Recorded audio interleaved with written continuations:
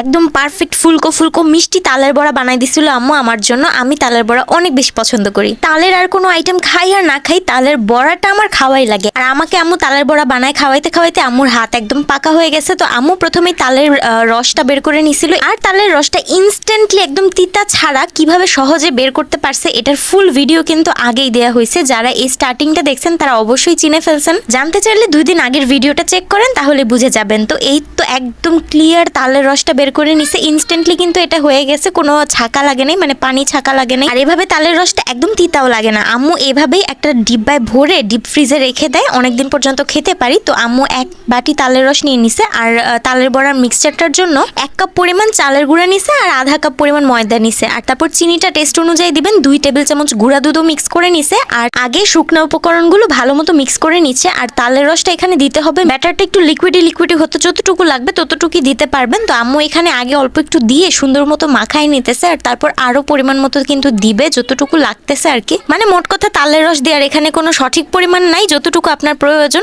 ততটুকু কিন্তু দিতে পারবেন। আম্মু এখানে চামচ দিয়ে ঠিক মতো মিক্স করতে পারতেছিল না, তাই চামচটা সরায় হাত দিয়ে খুব সুন্দর করে মাখাই নিচ্ছে। আর ব্যাটারটা কিন্তু অনেকটা আঠালো আঠালো হবে, এই যে যেরকম দেখতেছেন। তো এইভাবে মাখানোর পরে আম্মু 10 মিনিট রেস্টে রেখে দিছিল ব্যাটারটাকে, যাতে এটা খুব ভালো মতো সেট হয়ে যাইতে পারে, মানে খুব ভালো মতো মিক্স হয়ে যায়। আর তারপর দিয়ে দিল এখানে খাবার সোডা। আর হ্যাঁ, আরেকটা কথা তো বলতেই ভুলে গেছি, আপনারা কিন্তু টেস্টটা ব্যালেন্স করার জন্য একটু লবণও মিক্স করে ফেলবেন, তাহলে কি অনেক মজা হয়, টেস্টটা একদম ব্যালেন্স হয়ে যায়। আর এবার দেখেন আম্মু কিভাবে বড়াগুলো তেলের মধ্যে ছেড়ে দিচ্ছে, একদম ছোট ছোট করে, এরকম লিকুইডই হয় ব্যাটারটা। আর এরকম করে ছেড়ে দিলে সাথে সাথে ফুলকো ফুলকো হয়ে উঠতে থাকে। অনেকেই বলে খাবার সোডা দিলে নাকি গন্ধে খাওয়া যায় না, কিন্তু না, একদম কম পরিমাণে দিবেন তাহলেই কিন্তু হবে, এরকম ফুলে উঠবে বড়াগুলা আর একদম গন্ধ হবে না। কি সুন্দর যে তালের একটা ফ্লেভার আসতেছিল। আমি তালের বড়া অনেক পছন্দ করি, আর এটা ছিল আমাদের সিজনের প্রথম তালের বড়া। আমি তো অনেক আগ্রহ নিয়ে বসেছিলাম যে কখন তালের বড়াগুলো হবে আর আমি খাবো। দেখেন কত ফুলছে না তালের বড়াগুলো। আর ব্যাস লাল লাল করে ভাজা হয়ে গেলেই আম্মু তুলে নিল, একদম তেল ছেঁকে ছেঁকে তুলে নিতেছে এই বড়াগুলোকে। এর চেয়ে বেশি লাল করে ভাজতে যাবেন না, আবার তখন কিন্তু পোড়া পোড়া একটা ফ্লেভার এসে পড়বে, খেতে এতটা ভালো লাগবে না। আর আমাদের তালের রসটা কিন্তু একদম পারফেক্টলি বের করা হয়েছিল, যার জন্য তালের বড়াটা খেতে এত ইয়াম্মি লাগছে।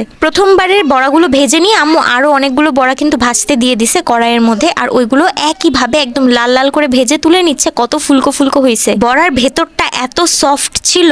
আসলে এইভাবে এই টেকনিকগুলো ফলো করে যদি আপনি রান্না করতে পারেন, তাহলে আপনার বড়াগুলো কিন্তু এতটাই সফট আর ফুলকো ফুলকো হবে। এই যে যেমন আমি একটা ভেঙে দেখাচ্ছি, কি সুন্দর লাগতেছে, ভেতরটা এত সফট, একদম কেকের মতো একটা টেক্সচার হয়ে যায় ভেতরটা।